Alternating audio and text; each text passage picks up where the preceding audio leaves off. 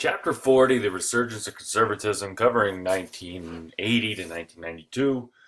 This is the era, the resurgence of conservatism. It is Ronald Reagan, Ronald Wilson Reagan. Elected in 1980, he was fueled his election by a wave of the new right that came from a reaction of the 60s, the free love and the peace love dope, all that stuff, in the 70s with disco and Studio 54 and all that stuff. You had a group of evangelical Christian groups like the Moral Majority, led by televangelists and other preachers, and conservative congressmen who kind of helped lead this surge, this return to traditional values. Reagan himself denounced activist governments, trying to get things done, change freedoms and policies, and go back to a more traditional America. He championed the common man against the big government.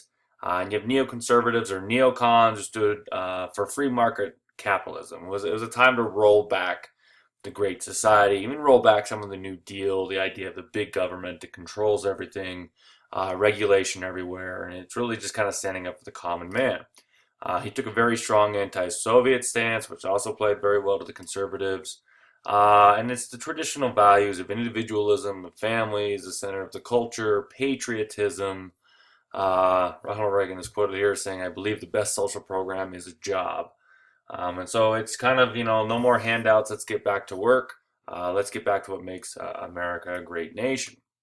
A little background on Ronald Reagan. He started out as an actor in Hollywood. His most famous role is Bedtime for Bonzo. There's a picture of him in Bonzo. It's a movie with a monkey.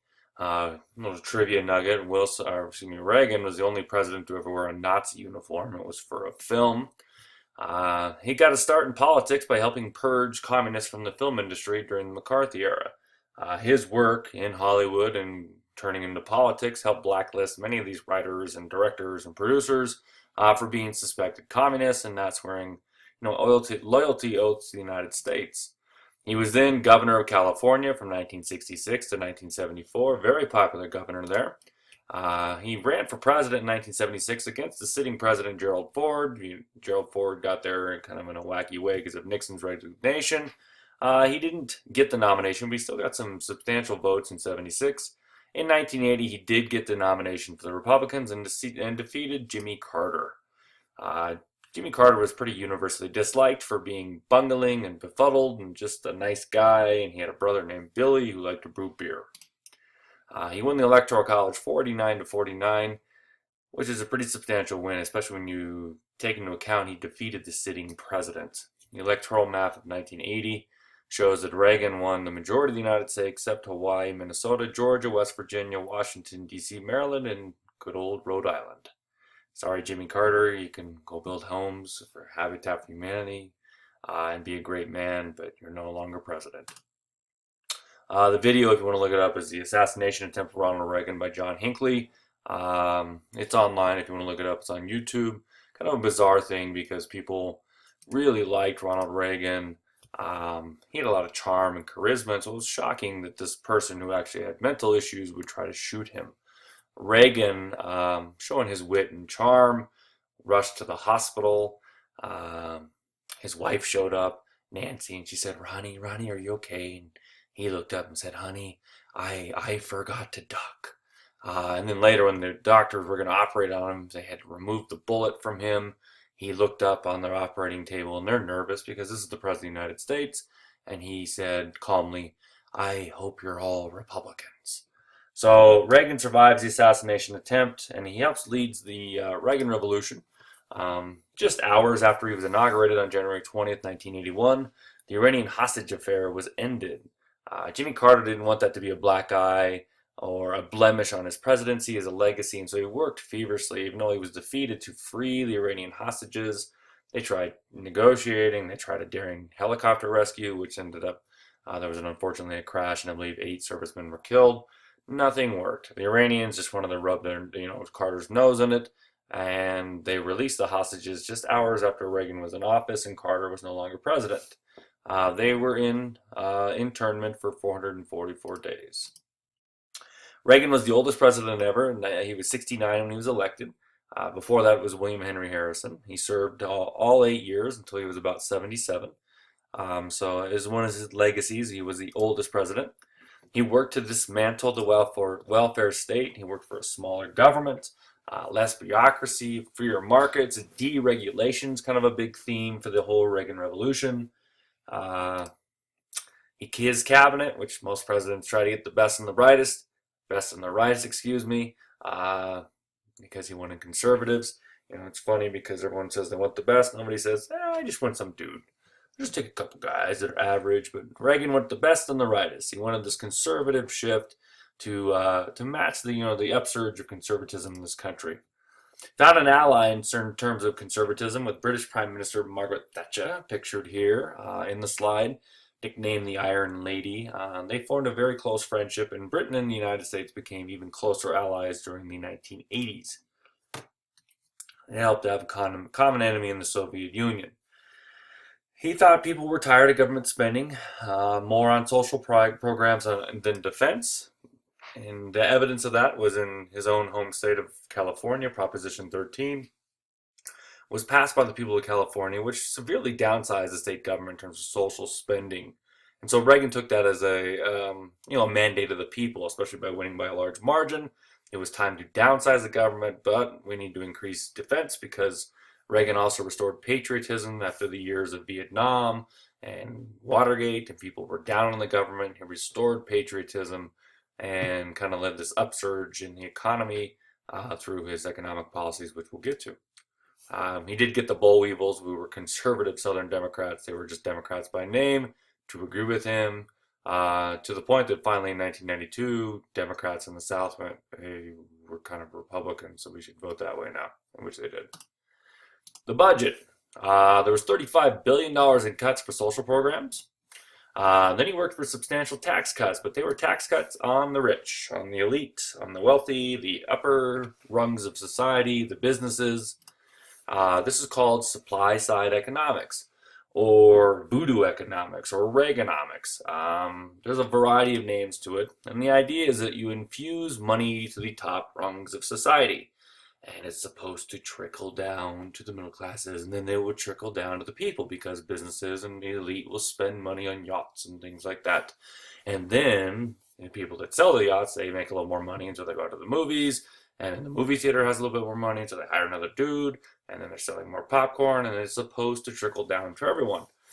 This little political cartoon using Charlie Brown, the Peanuts characters, and Lucy's saying if you cut taxes on the rich, they'll invest that money and create jobs for everyone. And this is a liberal point of view because she's going to pull a football out from Charlie Brown because she's fooling him. Conservatives believe it works. At first, there was a recession that hit the early 80s that rivaled the 30s, and so people thought Reagan's not doing his job. What's going on here? Unemployment shot up to 11%, which is pretty high.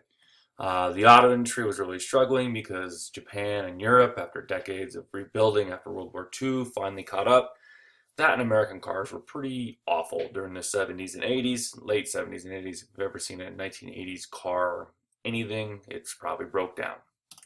The Reagan recession, though, was probably not caused by him. More likely, economists believe it was caused by the Federal Reserve policies under Jimmy Carter in '79. But if you look at this chart, you can see the GDP, the real GDP, look at the blue line, going up from 1929, going from basically before the Great Depression all the way to 2010. And if you look between 1980 and 1989, you see pretty steady growth. There's a little bit of a dip, a Reagan recession to start, but it grows steadily throughout the decade. Reagan spurned his critics, waited for his policies to work. He didn't panic. And then they kind of magically worked. The economy turned around, and so he was a hero in the mid 80s, 83, 84. It turned around. Reaganomics, voodoo economics is another name for it. George Bush actually coined that term. It recovered by 83, but the rich-poor gap widened for the first time in the 20th century. The rich were getting richer, and the middle and poor classes were staying the same. If in some areas probably losing money. You have the emergence of yuppies. That's a term in the 80s of young urban professionals. These are the people that rocked ponytails and had suits. They wear loafers. They had the 5 o'clock shadow. They had giant cell phones that were the size of their face. They basically dressed like they were in Miami Vice. The 80s is sometimes called the decade of decadence. It's very a me first decade where people spent, and it was very materialistic, epitomized by Madonna's song Material Girl. I am a material girl and we are living in a material world. I probably messed the lyrics up, but I'm not a Madonna fan. I'm sorry, Madonna. Don't hate me. Some economists think the massive defense spending led to the recovery. If you recall, World War II is really what ended the Great Depression, but Reagan was spending massively on the defense budget, guns and tanks and planes, and you name it, and that really got Americans working, and those government contracts got the economy going. There's a lot of disagreement on what Reaganomics really did. He did spend $2 trillion on defense, which that's a trillion, not a billion. That's a lot of money. And because of that, the deficit grew by $200 billion per year. The deficit is the amount of money the government is spending over the budget. Which, if you and I do that, we lose our stuff. But the government, they get away with it. They're good for it. So borrowing raised interest rates, which made the dollar strong. Mortgage rates back in the 80s used to be in the double digits, 11, 12%. Currently, they're about around a little upper threes, almost 4% in a lot of places. Which also led to a $152 billion trade deficit, which means we were importing $152 billion worth more of goods than we were sending out, which is a trend that's still going on. We don't make as many things here in America today. We let everyone else do it because it's cheaper. This is a video of, if you want to look it up, of Ferris Bueller's Day Off, where Ben Stein is going over voodoo economics, and I hope you're not as bored as the students in that class. Little cartoon here, or picture, Reaganomics, and we told them the wealth to trickle down, that they think it's hilarious. And you can see the deficit really kind of gets larger during the 80s, kind of plateaus during the end of the Reagan era, the start of the Bush era in 87, 89. And then Bush, it kind of dips because of the Gulf War. And then with the Clinton era, the deficit goes away. We actually have a surplus for a couple of years. And then starting in 2001, you have George W. Bush, who outspent every president combined over the deficit. And then in 2008, you have President Obama, who did the same thing as George W. Bush. We just like to spend money. For the Cold War, Reagan called the Soviets the evil empire, which I thought that was the New York Yankees or the Oakland Raiders, but Reagan called the Soviet Union that. Nixon had worked for détente, an easing of tensions. He basically went to China, and then the Soviets wanted to be our friends because they didn't want to have an alliance between us and the Chinese. But Reagan makes us like America again because we have a common enemy. So he calls them the evil empire. He believed negotiating with them and from a position of strength, that you don't really negotiate unless you're super strong and you flex your muscles, and then they will do what you want.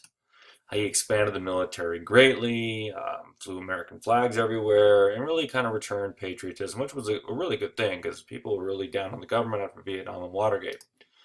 The Soviets, he kind of understood, could not afford another arms race. In fact, they couldn't afford food, really. They were having a hard time feeding their people at this time. They'd spent so much trying to keep up with the United States that they had bankrupted their nation.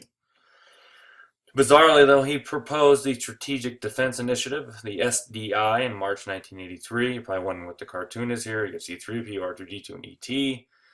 He wanted to build a series of satellites that would shoot Soviet missiles out of space using lasers or whatever they could come up with. People immediately, because this was the year Return of the Jedi came out, immediately thought he was trying to build a Death Star, so they called it Star Wars. They didn't know if it would work. They didn't know if the technology existed. They didn't know how much it would cost. I mean, it was like $1 bazillion. George W. Bush kind of hinted at proposing this again in the early 2000s, and still today we don't know if the technology would work. But Ronald Reagan gets the dubious distinction, or the glorious distinction, depending on your point of view, of trying to build a Death Star. He did impose some sanctions on Poland and the USSR when they cracked down on the Solidarity, which was a labor movement that turned into kind of a revolutionary group led by Lech Walesa to really kind of get some freedoms to Eastern Europe. Other troubles abroad. The Middle East was still a problem. There was a lot of fighting going on, specifically in Lebanon, because Israel invaded Lebanon in 1982, who was also having a civil war at the time. Reagan sent peacekeeping troops. It wasn't just us. NATO sent troops, so did the French. There was an attack on some barracks. A suicide bomber unfortunately rammed a truck into the Marine barracks on October 23rd, 1983, killing 241 Americans. There was dozens of French killed. And because of this, Reagan realized that it was just an ugly situation. We were still fearful of a Vietnam type situation where we get into a quagmire conflict. There was no goals, there's no way to get out. And so the United States pulled the troops out. In Central America, just to the south of us, there was a group of revolutionaries, leftist revolutionaries. Whenever you see leftist, that means communists. They were in power in Nicaragua. They were called the Sandinistas. Reagan accused them of trying to topple El Salvador and trying to create a base for the Soviets and the Cubans to launch attacks or missiles or whatever towards the United States, which is kind of the basis of the movie Red Dawn, the original one. He sent advisors and aid to El Salvador. The aid was then given to the Contras to fight the Sandinistas in Nicaragua. Ooh. Now, the Contras, they were guerrilla fighters. They didn't do maybe the nicest things. They violated some human rights. But they were anti-communist, so that's all that mattered during this time is you just support anyone. If they're not communists, just give them guns, like Osama bin Laden, Saddam Hussein, sure. That didn't turn out well. We invaded the tiny island of Grenada in October 1983 to protect some American medical students. Took about 23 minutes, I believe, maybe a little longer. But, we needed to show our military might and protect some Americans there. Reagan was reelected by a landslide in 1984. He beat Walter Mondale, former vice president, and Geraldine Ferraro, who was the first female vice presidential candidate for a major party. Didn't work out very well. The economy was humming. Reagan was known as a Teflon president because nothing stuck to him. Any scandal slid right off. The Olympics were in LA. The Soviets boycotted, so we won virtually every gold medal, and Americans were just happy. And the biggest landslide in history was given to Reagan. In his second term, he turns to foreign issues because the economy is doing so well. So you see the electoral map, that's a lot of red. Minnesota, which is Mondale's home state. And you can also pick out DC if you look very carefully. You also went blue. That's kind of a butt whooping right there. So round two for Reagan. His second term, Mikhail Gorbachev comes to power for the Soviet Union. People remember him from his distinctive birthmark on his head. But most importantly, you should remember him because he's the one who really ends the Cold War. He didn't intend to do that. He was a communist, but he intended to fix the Soviet Union. He took over in 1985 and he preached a couple things. He preached the word glasnost, which is openness, that you could speak your mind in the Soviet Union and not vanish, and the boogeyman Joseph Stalin wouldn't come get you. That reset for some reason. Sorry about that. And the second thing he preached was perestroika, which was reform or restructuring, trying to give some private ownership. So, in Soviet Union, it's not so bad now. We can speak our mind and we have to eat bread. But it's better bread. Bread is black instead of brown now. We have lots of borscht too. So they did some restructuring, private ownership. Actually, McDonald's opened in the late 80s. People stood in line for hours to spend 2 weeks worth of wages just to get a Big Mac. Man, must be a good Big Mac. But they could speak their mind. They wouldn't be sent to Siberia. They tried to downsize the defense budget. Reagan thought it was all a ruse to start because, this is the evil empire. But he warmed up to Gorbachev slowly. They did eventually sign the Intermediate Range Nuclear Forces Treaty, which is the INF Treaty, in December 1987. They had 3 summits. The first 2 were uneasy. Actually, Reagan stormed out of the second one. The third one, they got along. And by the fourth one, they were in Moscow. They became pretty good friends, and they kind of built this relationship that paved the way for the end of the Cold War. Still, before all this, before he really trusted him, Reagan went to the Berlin Wall and urged Gorbachev, Mr. Gorbachev, if you mean peace, open this gate. Mr. Gorbachev, tear down this wall. And the Germans went crazy, and Reagan, was hailed as a hero. Most importantly, for this, they also brought George Bush around, the vice president, and he got to know Gorbachev too. So when Reagan's out of office, Bush continues a lot of the same policies with Gorbachev and helps end the Cold War. You can look up the speech here. There's a link to it. I don't know if there's a link, but look it on YouTube. Tear Down This Wall by Reagan at the Berlin Wall. little controversy arose early in his second term. The Iran-Contra scandal. Diplomats secretly were selling arms to Iran to use against Iraq. When there was a big decade-long war going on between Iran and Iraq, we actually were officially supporting Iraq as they were led by Saddam Hussein, and he didn't like communists. Iran helped get the release of American hostages held by Muslim extremists, which kind of violated this, this whole rule that you're not supposed to negotiate with terrorists. Then, because you have all this extra money and you have to launder it because you can't have just money laying around, they took the money and diverted it to the Contras. So they sold guns to Iran, they got hostages free, they took the money and gave it to the Contras to fight communists. Everyone wins. Except they did it in secret and violated the Constitution, and it's really kind of not that good. They ignored a congressional ban, ooh, that's bad typing, I'm sorry, on aid to the Nicaraguan rebels. We're going to fix that real quick because it's annoying. I am so sorry. Grammar and spelling matters, people. Make sure you get it going.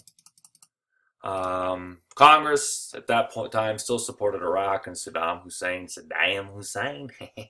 Not gonna do it. Wait, wrong president, sorry. Against the Iranians. The scandal broke in '86. And the people that went down were Oliver North, who has a talk show now, and John Poindexter. They were indicted.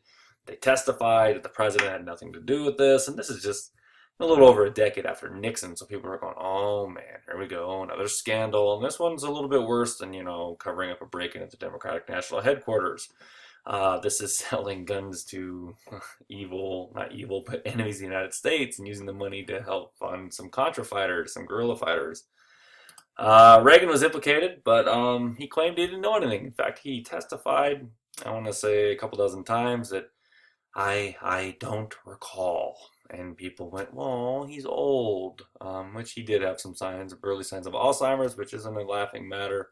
And later in life, Reagan had some severe Alzheimer's, but he said that numerous times, and because of it, he escaped the Iran-Contra scandal unscathed, hence the name the Teflon president. And then lastly, Reagan's economic legacy before we wrap up for today. His tax cuts and big defense budgets led to a $2 trillion being added to our national debt, which is chump change compared to what's like 16 trillion now. I don't know. Who knows? It's more money than we could ever make, us as teachers and regular Joes. Like I said, it was more than every other president before him combined, which Bush and Obama outdid as well. It hindered the economy for future generations. Some people think that the market going down in the early 2000s was largely just kind of the rebound or the backlash from the Reagan era. It did curb the growth of the government, though. The welfare state didn't grow under him. He contained it. And then income was less equitably distributed during the Reagan years. And so the rich-poor gap widened. And if you want to look up the U.S. debt clock, it's a rather scary clock that just keeps climbing and climbing because we're addicted to spending money. And our government, our Congress, our presidents, they don't want to cut, they don't want to raise taxes, and they don't want to cut spending. So this is leading to the deficit, this big debt, which is falling on you, your generation. You're going to bail us out. Tune in next time when we continue on with George H.W. Bush. Not going to do it.